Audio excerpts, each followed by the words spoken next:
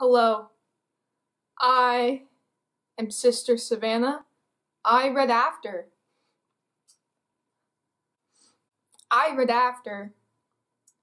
And I am a nun now. I am Sister Savannah. That is how I should be addressed from here on out. Changing my channel name, okay? I am Sister Savannah. This candle smells really good.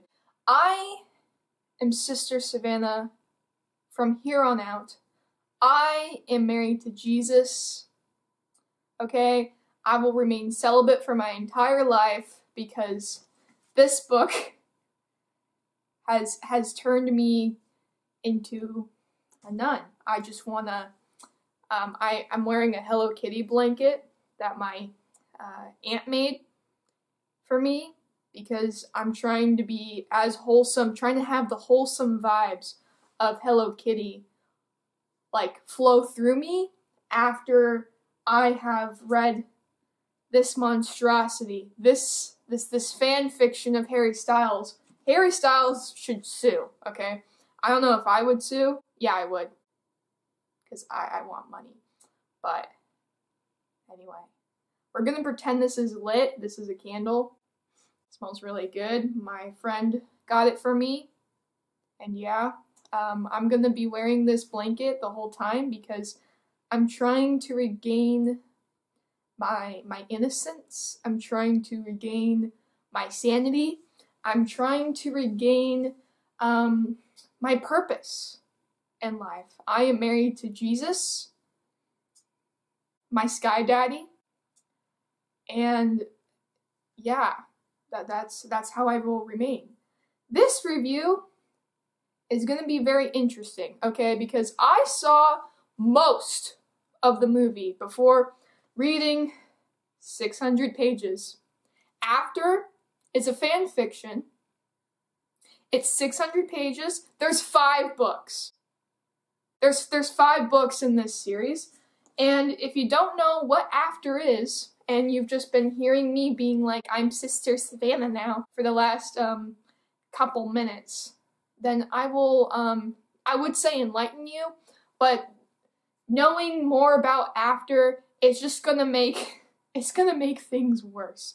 No matter what. It's gonna burden you. You are going to become whatever the opposite of enlightened is. You will go to hell by association with After, okay? I will be smelling this candle throughout because it smells really good. It's jasmine petals? I don't really know what that means. Anyway, back to being holy, okay? Holy. Get it? Holy. I'm just gonna stay quiet. I am Sister Savannah now, okay? And I'm looking at my little Goodreads review because it has a lot of my notes on it. So, yeah. Oh, I haven't explained After. As I said before, it's a fan fiction about Harry Styles and this girl named Teresa. That's her real name, you know, but she goes by Tessa. And it's about their romance. It's very, very cringy. It's very problematic. And that word is used a lot in today's society, in today's culture, which I am not a part of because I live in a nunnery. I live with my fellow sisters, preaching the gospel, okay? But for those of you in society who watch Netflix, there was a movie that came out, I want to say 2 years ago, but I think it might have been 1 year ago, and based off of this book, which is based off a Wattpad fanfiction of Harry Styles. And I watched most of the movie. I don't think I watched like the last 10 minutes, and if I did, I don't really remember. But basically, because when I read the ending of this book, I was surprised. And when I looked on Netflix, it showed that I hadn't watched like the last 10 to 20 minutes. And I did watch it for you guys, so so I could talk about it. I'm already losing brain cells. So, how do I begin this review? How do I begin my path, my path back to society from being a nun, okay? Well, I'm gonna put my candle down. It's gonna sit right here. But we're gonna go point by point, okay? And before I start this review, let's start a little disclaimer, okay? Because I want to get something perfectly clear. If you are in a consensual, that's the key word here. Sorry, I gotta adjust my Jesus helmet. Make sure I'm pure with my Hello Kitty. Okay, all right. Trying to regain my innocence. Anyway, what was I talking about? Oh, my disclaimer. Sorry, I was thinking about Jesus for a second. So, which is kind of ironic since I'm not religious at all, but we're not going to talk about that. So, basically, I keep losing my train of thought. You know, Sky Daddy's just on my mind. So, my disclaimer. If you are in a consensual, that's the key word here, consensual relationship, and it's only physical, cool. I don't care. And you're probably, during this review, I'm going to be talking about this relationship and how it's toxic and how, you know, they do a lot of purely physical things, and I seem to not like that. And the reason I don't like it in this context is because there are some times where one of them is drunk, Tessa or Hardin. Hardin is the Harry Styles here. That's his name, Hardin. And Tessa. One of them is drunk. There's a couple of scenes where one of them is drunk and they do physical things. And when you are drunk, you cannot consent. You can't. You are intoxicated. You are drunk. You cannot consent. Okay? And that's not okay. If someone is drunk and you initiate some kind of physical romantic thing, they cannot consent. Okay? They can't. That's not okay. It's like that tea video that most of us had to watch during like sex ed in high school, where like if someone's drunk, don't force them to drink tea. It's like that. I don't know if any of you guys know what I'm talking about, but I had to watch that in high school. And anyway, so if you have like a physical relationship with someone and that's all it is, or that's a huge part of it, cool. Do your thing, as long as there is consent. However, this is a toxic relationship. It's very toxic. Very toxic. And it's not okay. Being in a toxic relationship is not okay. It's not. Okay? It's unhealthy for both parties. It's just not okay. There are some times where it feels like borderline BDSM. This is not YA, by the way. This is new adult, because they're in college. I'm pretty sure that's what qualifies it to be new adult, that they're like over 18, but I honestly don't know the rules. You are young, you are a young adult at 18, like I'm still a young adult even though I'm 18, but most of the people in this book are like in their 20s, or they're which I guess is still young adult, but I don't know. I think this is new adult. Considering the kind of, like, graphic detail they go into with sex, I would consider this new adult. Yeah, that's my opinion. I don't think this is YA. It's a Wattpad fanfiction of Harry Styles that made millions of dollars for Anna Todd, the author. Imagine that. Imagine being Anna Todd. You wrote a fan fiction and made, like, millions of dollars. Millions of dollars. There's a movie and there's a sequel. Wattpad fanfiction. Sorry, I keep getting off track. We haven't even started the review. I'm still trying to regain my my mind back. Okay, I need more Hello Kitty blankets. 1 second. Okay. Am I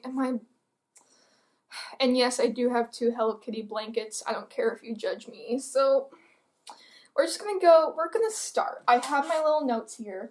Oh, I need to tell you guys about my little code. I have like a little code. Can you read that? Is it focused? I don't know. My hip cracked. That's great. So, orange I highlight in my books. I don't know if that offends you. I know for some people it's a big deal. Orange is for like ignoring. In the beginning there was a lot of ignoring, like Hardin would ignore Tessa, Tessa would ignore Hardin. And then purple is general cringe. There's just generally cringy things in here. A weird shade of green. I don't know how to describe it. It's like not neon green, but it's a green. And that was Tessa being Tessa. And then I have like a weird shade of purple-ish blue, and that's shaming because there's a lot of slut shaming in here. And like girl on girl hate, as it's called. Like that's an actual term that people use because it happens so much in YA that it's annoying. And I have like a dark blue or green, bluish green, and that's Hardin being an asshole. And that I had a lot to highlight for that in this book because Hardin is an asshole, so his assholeness comes out a lot. Okay, and finally, this is probably gonna take this is gonna be a long video because I have a lot to say. I listened to the audiobook. It's 16 hours and 40 minutes. It's 16 to 17 hours. I did all of that so I could make this video. So I get to say that this is as long as I want it to be. Okay? I have my Hello Kitty blankets trying to regain my childhood innocence. I can do whatever I want. Okay, so we're gonna go through this. Oh, by the way, there's like a little, in the beginning, there's like a little like spread right here where it has like positive Wattpad reviews. And in the middle of all of these good reviews, it says, Wattpad readers agree. The After series is a wild, addicting roller coaster of a romance. Hashtag Hessa forever. Like, I just imagine if Twilight did that. If Twilight was like, look at this fan fiction website. Look at all the positive reviews we got on the fan fiction website. Like, they're bragging about it. I mean, I get that 50 Shades of Grey was a fan fiction. So, and I don't know where I'm going with that, but this is definitely, I would say, the new adult, young adult version of 50 Shades of Grey. It's not good. General thoughts about this book. General thoughts, okay? How do I say this? This book is trash. It's trash. It's trash. It's actual trash. Usually when I read a book that is bad, like Again But Better, Everything, Adultolescence, I find it entertaining how bad it is, and I kind of read it. And it becomes like a fun little game. I couldn't do that with this book. This book was just bad. It was just bad, my peeps. It was just bad. It was trash through and through. In the beginning, there were some interesting concepts at hand, meaning the first page, and then the second page, it just gets worse and worse. I'm just kidding. I don't remember what was on the first page. It was trash from day one, page 1, okay? And I couldn't hate read it. The only reason I got through this book was that 600 pages. 600 pages! Was because I had the audiobook on an app for like that connects you with the library, and I got it for free, so I was able to read the audiobook, not spend any more coin. I already have, as I was bike riding, because I bike ride for a couple hours every day. And so I didn't waste my time. I would have spent this much time anyway. Bike riding, I would have just put in some music. But instead I was listening to After, okay, for this video, so I could do a review, because the second movie is coming out after we collided, and Dylan Sprouse is in it. So I will watch it, only for Dylan Sprouse. And this book basically has a pattern, okay? Tessa and Hardin, they fight, they argue, they have an argument, they have a little lover's quarrel, if you will. And then after that, they start, either making out, or Tessa gives Hardin a blowjob, or they do some sort of physical thing, and then later on, Tessa regrets it, and she's like, I'm not doing this again. Then she does it again, and then the cycle repeats. And again, as I've already stated, if you have a physical relationship with someone, and that's all you want, that's cool. However, in this setting, in this context, Hardin treats Tessa like crap. Okay? Hardin is not a good person in any sense. He has no redeeming qualities, and I mean none. No redeeming qualities. Usually, when we have the archetype, we have the bad boy. Wait, I had a really good description of it. Hardin, the bad boy sex magnet who takes her out of her comfort zone, her being Tessa. That's basically his archetype. Usually we're given some redeeming qualities. Why do the Hello Kitties not like me? They can sense I'm impure because I read this book. 1 second. And Tessa is the planner-obsessed, modest version. That's her character archetype, who plans out her whole life. And the whole book is basically set up about this opposites attract type of deal with the bad boy and the innocent girl. And it's kind of interesting because to me, in my little perspective, Tessa and Hardin are the same person. They are not opposites. Okay? Tessa might she really likes to plan things out. She has like her little schedule. And then Hardin, he doesn't do that. He doesn't really care about school as much, or at least it seems like it.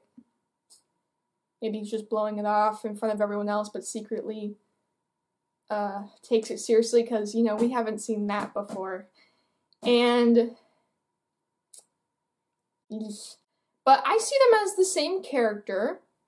They are the same character. No one can convince me otherwise. Tessa and Hardin are the same person. But they both like control, and they both obsess over things or people. They are both the same character. I cannot reiterate this enough, okay? Tessa wants to control her direction in life, whereas Hardin wants to control his relationships. He wants to control people, and that's how they are. They want to control different things, but at the end of the day, they are controlling. They're controlling people. They like to have control over things. And even though Tessa wanting to control her future is, that's pretty natural for most of us to want our future to go the way we plan it. Hardin's obsession with Tessa, and I wouldn't say infatuation. I would say Tessa is infatuated with Hardin, and Hardin is obsessed with Tessa. I don't think they love each other. Again, if you're in a relationship and you don't really, you know, you're both just kind of, you know, doing the devil's tango, everything physical, I don't care, as long as there is consent. But Hardin and Tessa are in a toxic relationship where Hardin is repeatedly an asshole. I could quote tons of things from this book, but there's so many to choose from. Let me pick a random page. Well, if you two nerds are done comparing notes, I would love to eat dinner sometime in the next year, Hardin says. And you know, that might sound joking, but we all know that he's just being an asshole, because he says stuff like this all the time. Let's find another. Oh, you look so good driving my car, especially in that dress. I couldn't stop thinking about it all day. I wish you would have obliged my request that you send me naked pictures of yourself, he says, and I elbow him. Just saying, would have made class much more interesting, and you're probably like, oh, that's just a horny boy. Let's go to another, scene, okay? Are you going to be quiet? He says in short spurts and moves even faster. And then Tessa says, nothing. They're doing some stuff at, in her office, if you get my drift. And he says, answer me or I'll stop, he threatens. That's just weird. And then he says, I have wanted to bend you over that desk since your first day here. That's just kind of weird. He repeatedly says, I need you, to Tessa. Like, let's just talk about another thing. Let's just talk about another thing. Hardin repeatedly says, I need you, to Tessa. And in any other context, you know, saying like I need you to someone, it shouldn't be I love you because I need you. It should be I need you because I love you. I think I said that the right way. Right? Hardin, the more I've read this book, the more I've and I've read a little bit of the sequel for another video because the sequel movie's coming out soon. The more I read of this world, this other dimension type of nonsense, okay? The more I read about it, the more I'm convinced that Hardin is dating Tessa simply to get as a distraction from his inner turmoil with his past memories. Because, shocker, bad boy has a traumatic backstory and has daddy issues. Are we surprised? No, because this is the same story we get in every one of these bad boy meets nice girl or modest girl or something. I don't know. Innocent girl. That's the word I'm looking for. And basically, Hardin's tragic backstory is that he witnessed his mom get seriously beat up by some dudes who came to his house because his father was he got drunk and he messed with these dudes. He owed them some money, so they showed up to his house and they messed with his mom. I'm not exactly sure exactly what happened. All it really says is that she got really beat up by them, and while his dad was intoxicated, and Hardin watched. And I don't know if there's anything else to that. If you get my drift, I don't want to say it. So Hardin saw that as a little kid, and he has nightmares, which, is pretty natural. If I saw one of my parents go through that, or really anyone, I would think I would have nightmares about that as well. And he doesn't get a lot of sleep due to this because he wakes up from nightmares, or his sleep isn't as good because of these nightmares. And when he sleeps with Tessa, he either doesn't get these nightmares, or when he does wake up, he's able to go back to sleep because she's there.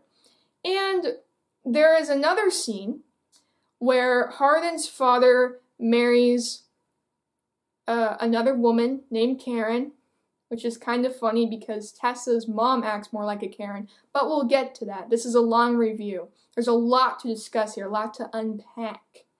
okay?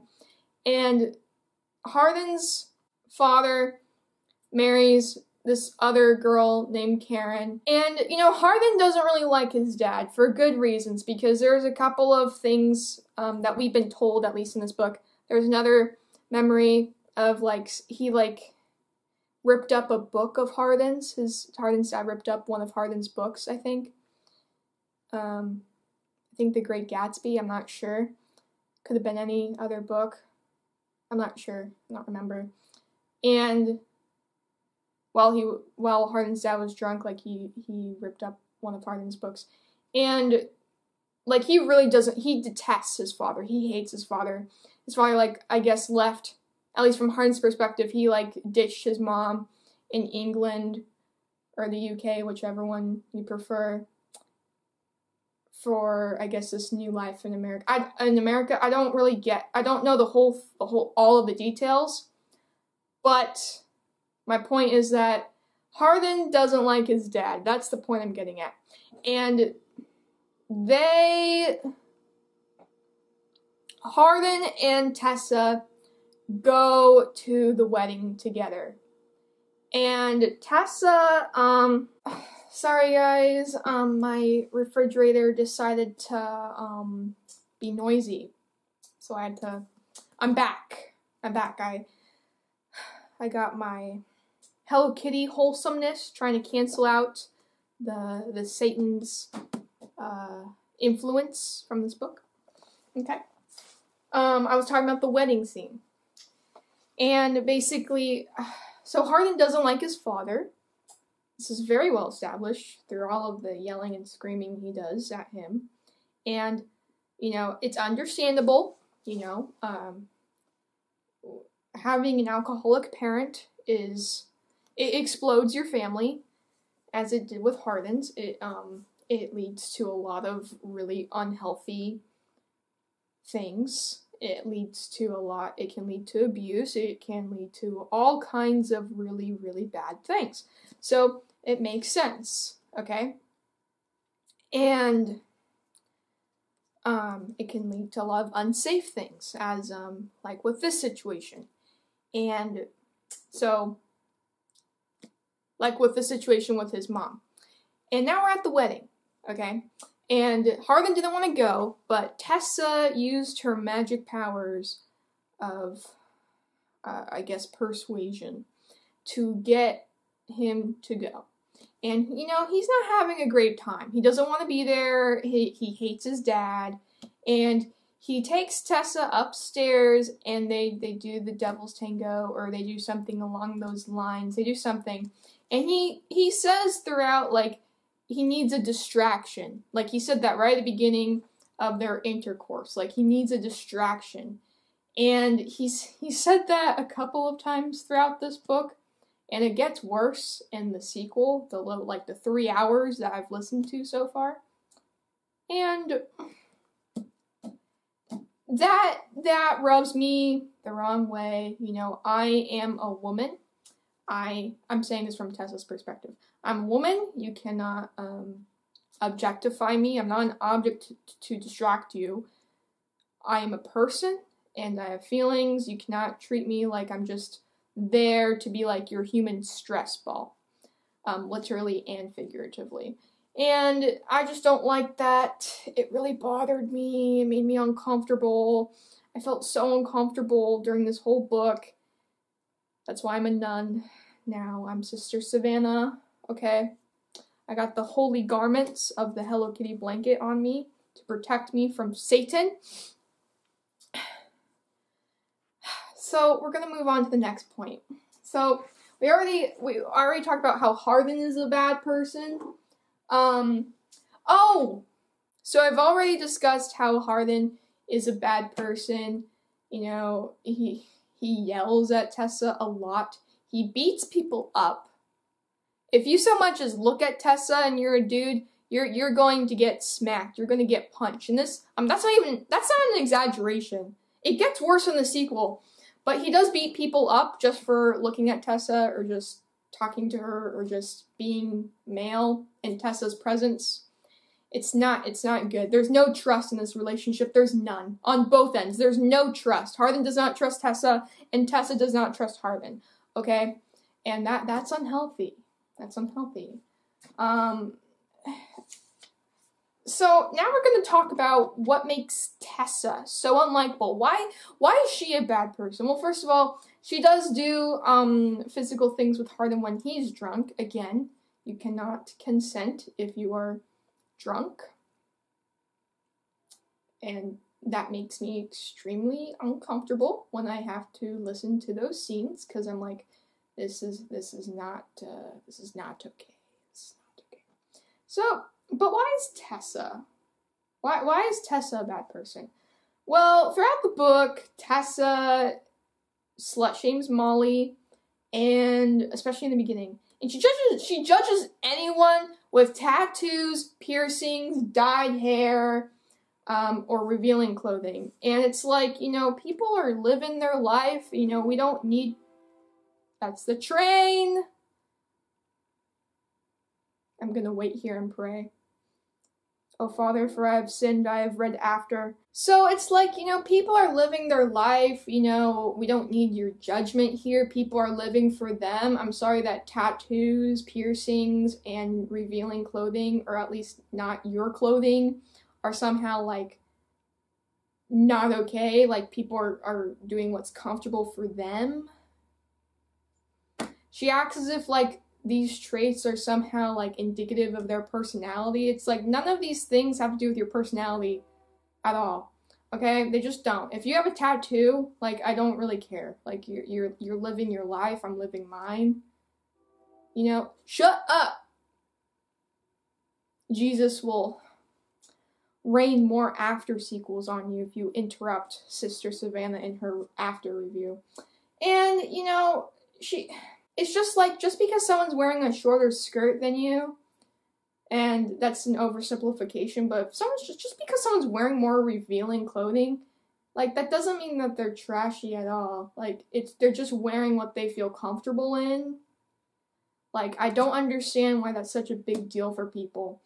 And, like, I don't understand it. Now we're going to talk about Noah. Oh, poor Noah.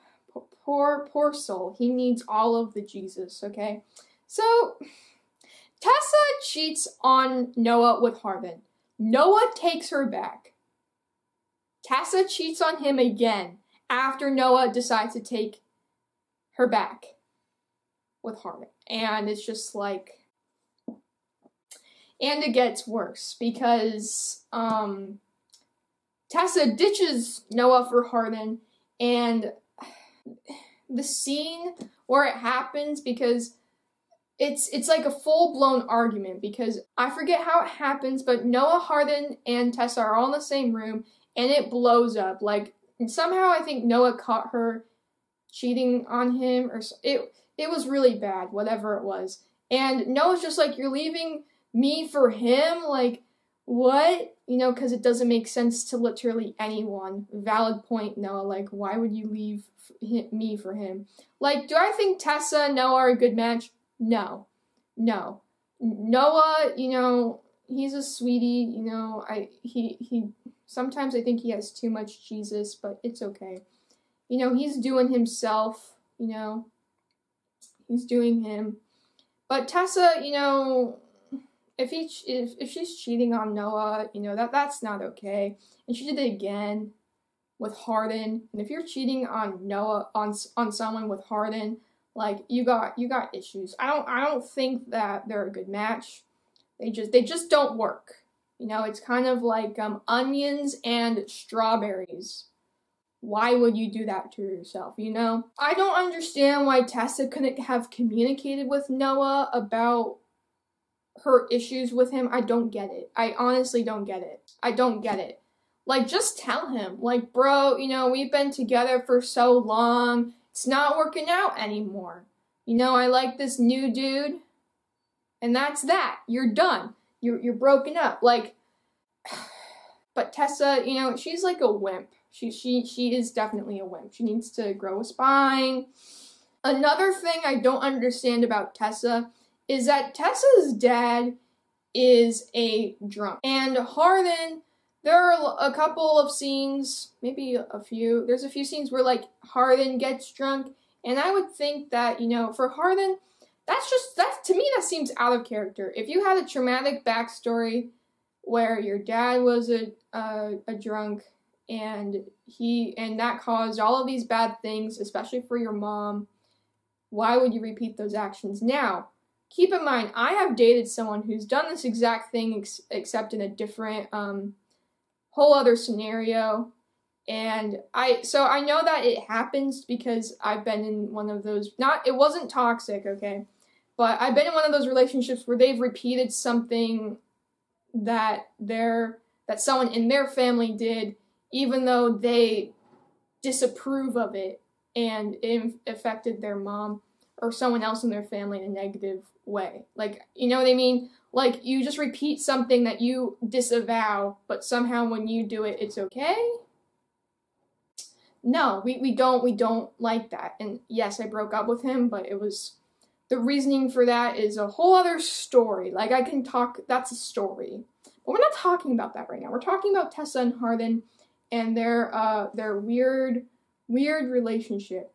And, you know, I would think since Tessa's dad is a drunk, you know, and Hardin comes in drunk, you know, and he, like, definitely gets intoxicated a few times. Like, I would think that she would stay more away from it because she understands. But we honestly don't really get any backstory with Tessa. We don't really get any backstory with any of these characters, and there were plenty of times throughout this story I felt I had to fill in the holes myself. For example, with Tessa's mom. Tessa's mom is a Karen. Oh, I hate her. I hate Tessa's mom. Tessa's mom, I feel like we're supposed to know that she's like a huge Christian lady, and that Tessa comes from a really Christian family, because she has all of these views about tattoos, piercings, modesty, right? She's a virgin, and in the book she said that her and Noah had agreed not to have sex before marriage, which is a Christian thing. And then there's a lot of stuff that, like, Tessa's mom says about, look at you, you're so impure because you let Hardin, like, get in your pants, or you're dating Hardin, like, you need to keep your pureness or something. It was so weird, the way she phrased it. It sounded very, like, super Christian to me, like, uber Christian. Not like your friend who's, like, Christian, they're like, yeah, I believe in God, I go to church, all that. No, like, super Christian, like, they go on those, like, Karen mommy blogs on Facebook, you know what I'm talking about? It was like that. And I need more lighting here, what the heck? Ugh, let there be light, bitches. So,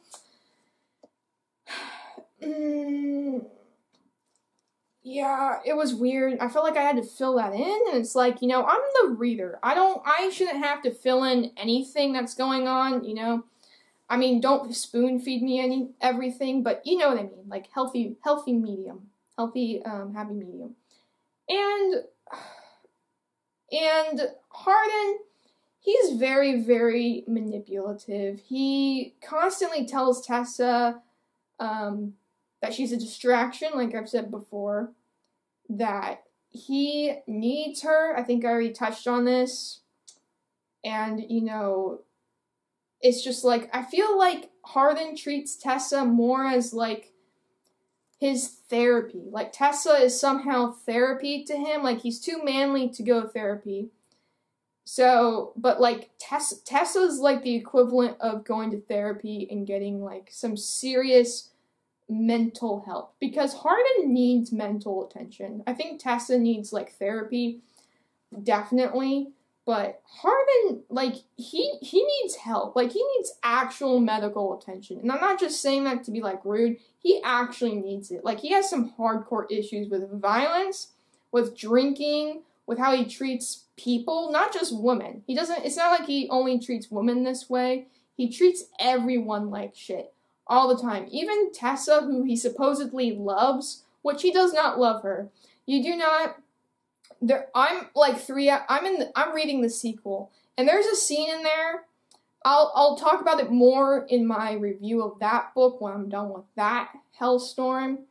But let me just say, Hardin does not love Tessa. His actions speak louder than his words. He may need her in order to feel better about his past, or at least settle his qualms about his past, or help him with his nightmares. But, you know, like, you don't need Tessa. You don't need sex to repair your past. You need therapy, and you need, I don't know, maybe some kind of medication. I'm not a psychologist, but you need to go see one, Hardin. That's all I have to say, okay? And now we are on to the bet. Now, if you've seen the movie, which you might have, if you've clicked on this review, you've probably at least heard of it, okay? And there's the bet. Now, at the end, it's like the last 50 pages or so of this book, Tessa learns that this was all a bet, that the reason that Hardin basically there was a bet that Hardin could take Tessa's V card because there was a party that Tessa, Hardin, and the group went to. Also, excuse you, Molly is, I mentioned her before. Whoa, I'm offended. Anyway, before we got interrupted by Jesus' second coming, at the party, Tessa, Hardin, Molly, I haven't really mentioned her except like once or twice in this review, I think only once. Molly is basically, Tessa super, like, hates Molly. She hates Molly because Molly, you know, she has all of, like, the, I guess, she has the piercings, the dyed hair, the revealing clothing, tattoos, which apparently is bad for whatever reason for Tessa. And Hardin, like, screwed her or something. Like, Hardin and her had, like, a few flings and stuff. And Molly doesn't like Tessa. It's like this whole thing, okay? Girl on girl hate, you know? I mean, Tessa doesn't like really that many people in this book. And so so they're at a party. Tessa, Hardin, the gang is there. And because there's a lot of discourse with the friends that I haven't really gone over. I will. You know, the world was built in 7 days, okay? Or 6 days. I know my Jesus passages, okay? I am Sister Savannah. Anyway, they're at this party, and they're playing Truth or Dare, even though they're, like, actual adults, but they don't act like adults throughout this entire book. Haha. Annoying. And basically, they have Truth or Dare, and it's Tessa's turn. They find out that Tessa is a virgin, and this is this big deal. And when Tessa leaves the group or the party or whatever, they make a bet that Hardin can take her V card. I have no words. I do, but like, that's so messed up on so many levels. On so many levels, that's so messed up. I don't need to explain it. I think it's common sense how messed up that is. And Steph, Tessa's roommate in the beginning, because Tessa and Hardin get an apartment together. I don't know why you would get an apartment with the person who emotionally abuses you. And you can make a case, like I've said before, you know, when they've been drunk, that, you know, has physically done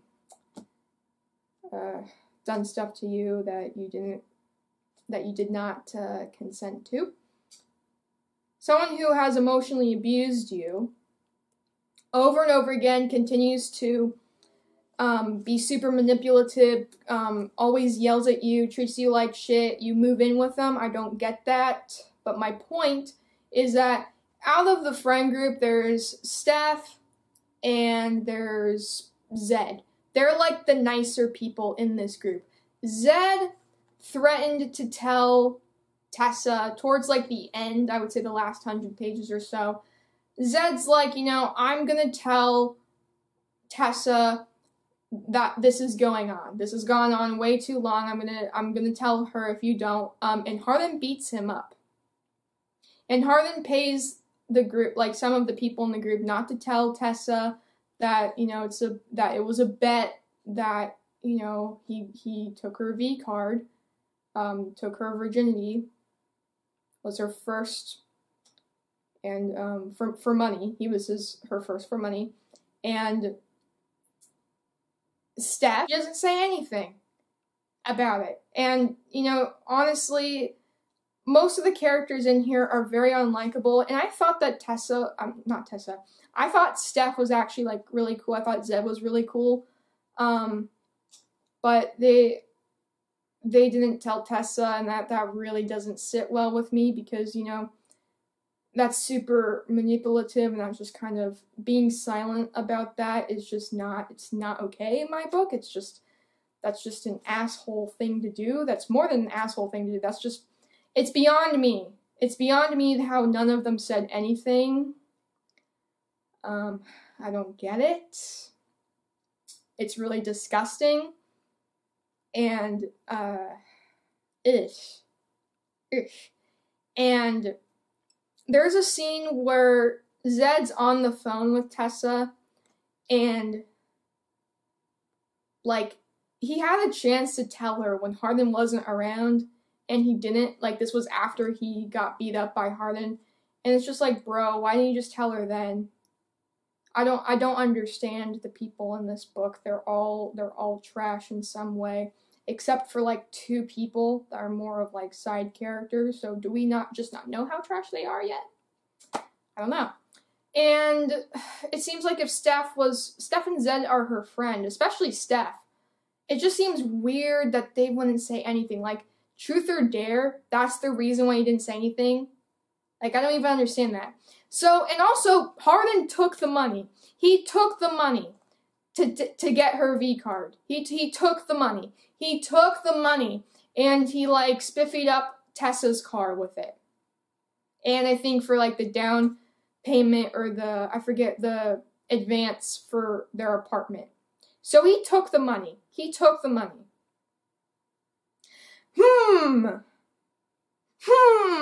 And so, this makes me extremely uncomfortable on so many levels to talk about. It was so disgusting on so many levels. So many levels. Oh! And, you know, the first time they do it, Tessa's in her dorm, I think, and, you know, she gets blood on the sheets. And Hardin, you know, she's like, you know, I gotta throw away these sheets, and Hardin takes them, supposedly to throw them in the garbage place outside, the trash, the huge bin, whatever. He takes them to throw away. And we find out that he just has them in the trunk. Like, these bloody sheets from the first time they had sex on, they're just in the, they're in the back seat of his car. Not the back seat, they're in the trunk of his car. And Tessa, like, we've seen, like, I forget at what point we find this out in the book, but it's before we know about the bed. It's before that. And Tessa's, like, I think they're moving into the apartment or something, so maybe this is, like, 3/4 of the way through. And it's just, like, and Tessa's like, why do you have this? And Hardin, like, sits there like, he doesn't know what to say. Because that's freaking creepy. That's like, you know, You on Netflix? That's like, I think, is his name Joe? That's like Joe level. That's, if you haven't seen You, Joe is like a stalker who gets obsessed over girls. And it's like total, like, stalker. He kills people. He kidnaps people. It's really bad. Like, Joe is like, oof. And, like, Hardin, but, like, psychopath, you know? So, Hardin, sorry. So it's like Joe level of crazy. And Hardin, he doesn't have an explanation. And I'm just like, are we just not going to address this? And Tessa doesn't really, like, she just kind of puts in the back of her mind, which, like, I don't understand why that wouldn't be a red flag. Like, he kept your bloody sheets. That's kind of, that, like, that, I was like, girl, that's weird. That's weird. Like, he needs to throw this away. That's my blood on my sheets. Like, you need to throw that away. That's disgusting. Is this for your scrapbook? Like, what the hell? And then we learn that Hardin showed. He showed these bloody sheets to the gang to prove he had sex with Tessa. That's so gross. That is so nasty. I don't even want to talk about it. I just need to, we need to move past that because it's so gross.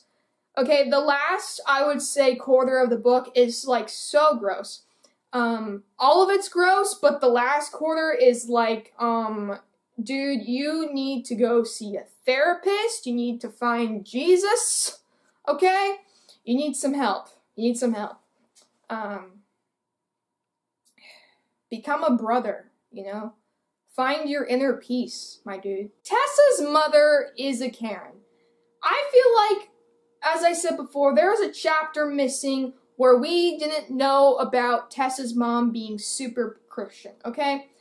From the things she says and, like, Tessa maintaining her purity and stuff.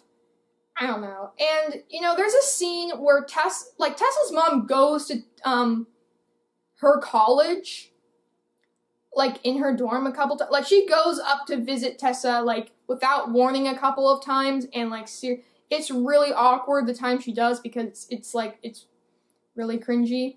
And I think the second time, maybe it's the third, I don't know, there were so many things that happened in this book. It's 600 pages of trash. And Tessa's mom, without really knowing anything about Hardin, like, you know, we all know that Hardin is abusive. We all know that Hardin is, like, toxic as just a person, whether he's your friend or you're dating him. Like, he's no. But Tessa's mom doesn't know that. All she knows is that Hardin has piercings and tattoos, okay? And Tessa's like, he's a punk, and that's like, you can't date him, like, he's so bad for you. But Tessa's mom doesn't know anything. Like, she might know stuff that Noah has told her, because just so you know, Noah, Tessa's ex by now, like, has this really weird close relationship with Tessa's mom. And Tessa's mom flips out when Noah tells her that, like, you know, like, we broke up, she's dating Hardin, like, whatever. She flips out, and she's like, that was so embarrassing for me to find out. And it's just, like, I don't understand why that's embarrassing for you. Like, you know, like, stuff happens, and we don't tell our parents. Like, she is an adult. Like, I do think that Hardin is bad. I know that Hardin is bad for Tessa. Hardin is bad for the world at large, okay? He needs to leave, get some help.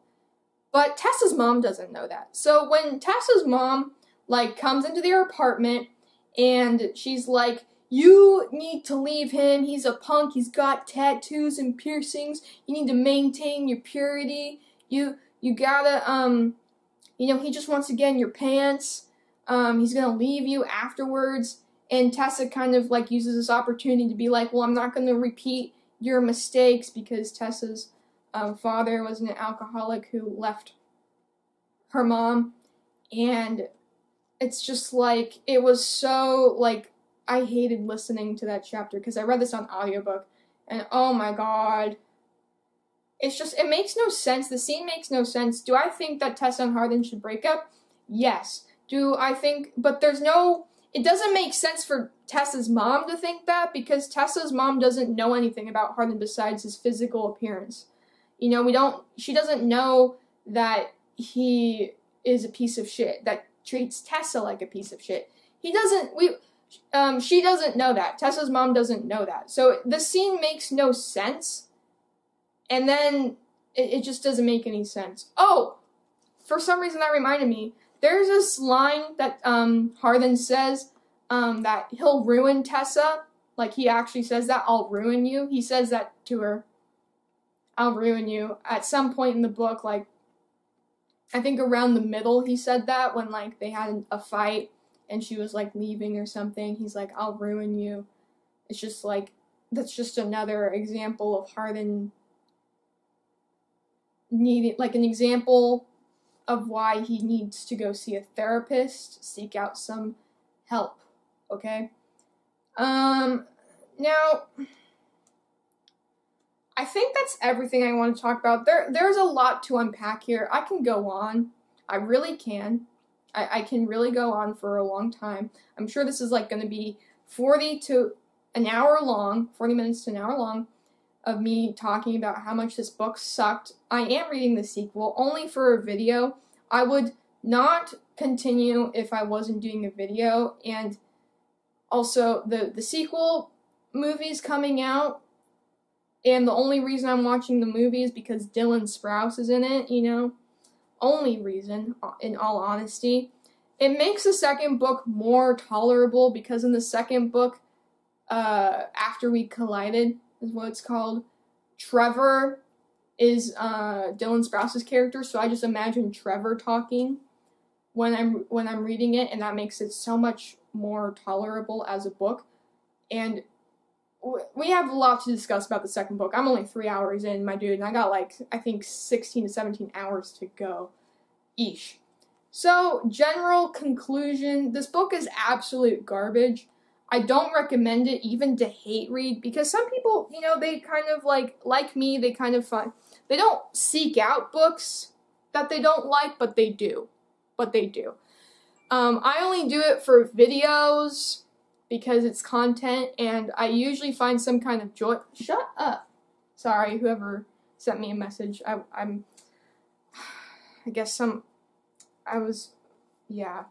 trying my best. I got the little nun mohawk here. What the? I turned the volume off. It's God letting me know that, like, he's disappointed in me. I bet you anything. So,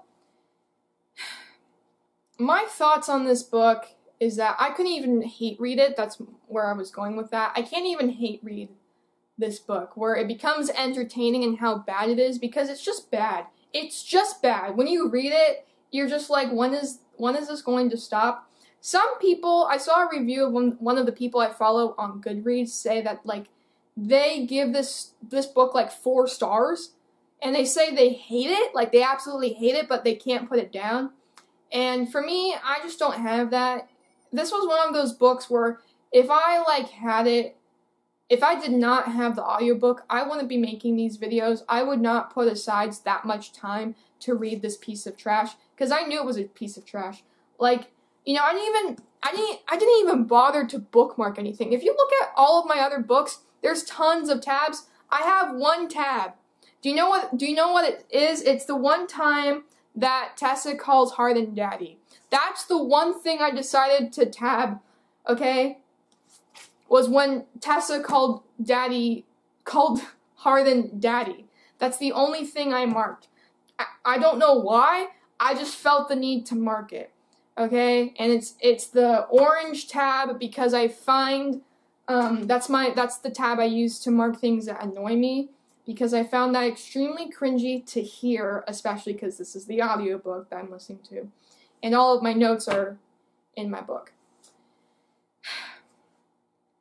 So I couldn't even hate read this. It was actually that bad, where it wasn't really entertaining, because there's so many elements in this book that just really rub me the wrong way, and I'm like, that's not okay. That is so not okay. You know, having people yell back and forth at each other, then have like makeup, list any kind of, they do all kinds of stuff after they argue. It's just so unhealthy. It's so unhealthy, their relationship, and it's just, I hated it. I hated this book so much. I think it's my least favorite book of all time, and yeah, it's my least favorite? What am I saying? It's my,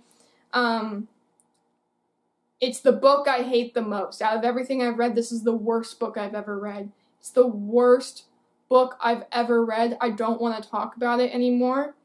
I'm going to stop this review before I go on a full rampage. The fact that Anna Todd made like millions of dollars off of this, just, I don't even know how I feel about that. You know, it's a Harry Styles fan fiction. Like, I don't really get it.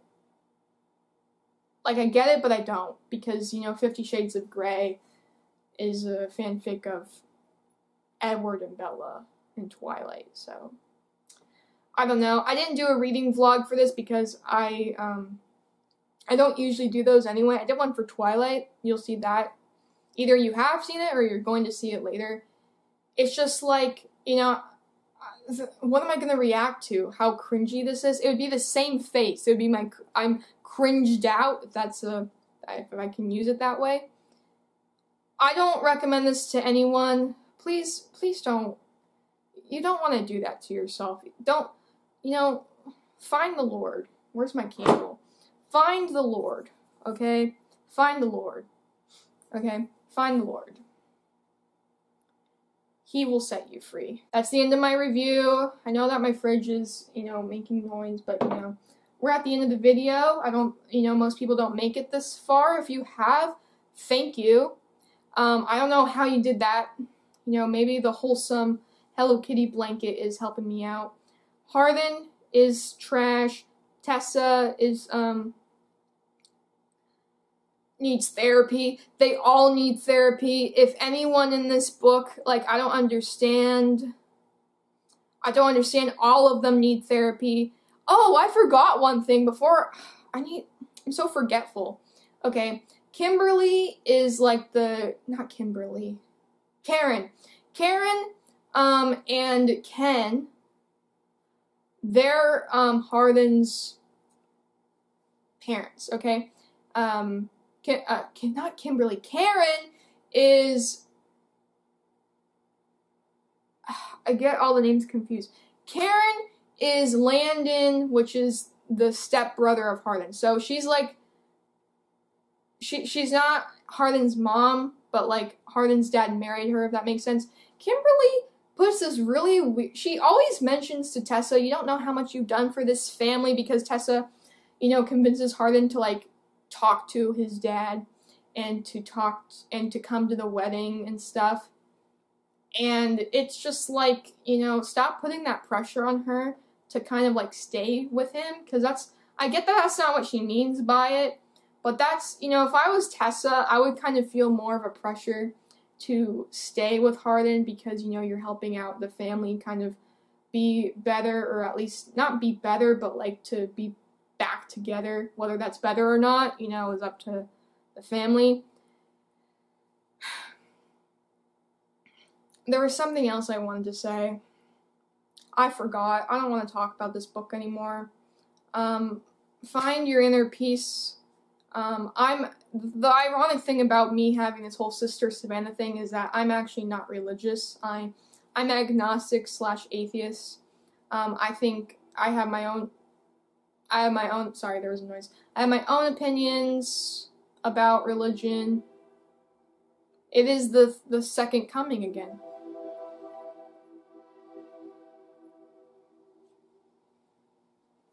Anyway, so I have my own opinions. It's kind of ironic that I did this whole, like, Hello Kitty wholesomeness to try, like, I think it's just kind of ironic because I'm not religious at all.